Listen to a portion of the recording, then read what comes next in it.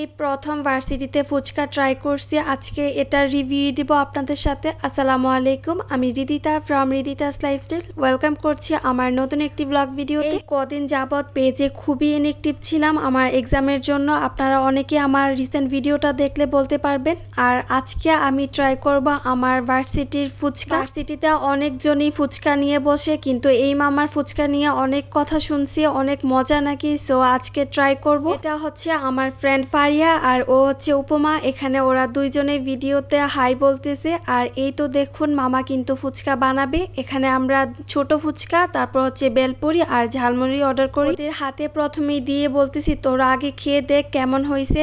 এর আগে আমি ভার্সিটিতে কখনো ফুচকা ট্রাই করি নাই, আর ওরা এর আগেও খাইছে। ওরা বলতেছে এই মামার ফুচকা নাকি আসলেই মজা।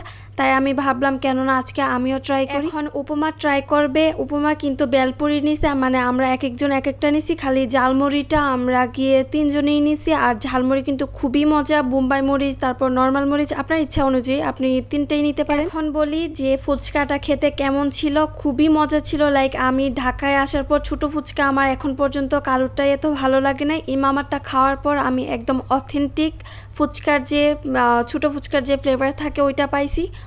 খুবই মজা লাগছে আমার কাছে। ফুচকা খাওয়া শেষ হলে আমরা চলে আসি ক্যাম্পাসে। আর এদিকে আমাদের সিনিয়র আপুরা যারা আছেন তারা নাকি সবাই আজকে খেলবে। আর এটা কি খেলা আপনারা দেখে হয়তো বা অনেকেই বুঝতে পারছেন, আবার অনেকেই হয়তো বুঝেন নাই। সত্যি কথা বলতে আপুদের দেখে আমারও খুব ইচ্ছে করতেছিল খেলতে, কিন্তু আমাদের গ্রুপের যারা খেলার কথা তারা এক্সাম দেওয়ার পর সবাই চলে গেছে। খালি আমি, ফারিহা আর উপমা রয়ে গেছি। আর এখানে আমি উপমার একটা ভিডিও করে দিচ্ছিলাম। সরি উপমা না, ফারিহার বাসায় আসার পর আমি আমার লাঞ্চ করি। তারপর এত টায়ার্ড ছিলাম আমি জাস্ট একদম ঘুমাই গেছি। ঘুম থেকে উঠে এখানে আমি কফি বানাচ্ছিলাম। কফি বা চা ছাড়া আমার চলেই না। চা বা কফি খাওয়ার পর সারা দিনের যে ক্লান্তি ভাব থাকে এটা মনে হয় নিমিষেই শেষ হয়ে যায়। আর আমি কিন্তু এখানে ব্ল্যাক কফি খাবো। আমি এত সুগার দিয়ে তারপর হচ্ছে কি দুধ দিয়ে কফি খাওয়া পছন্দ না।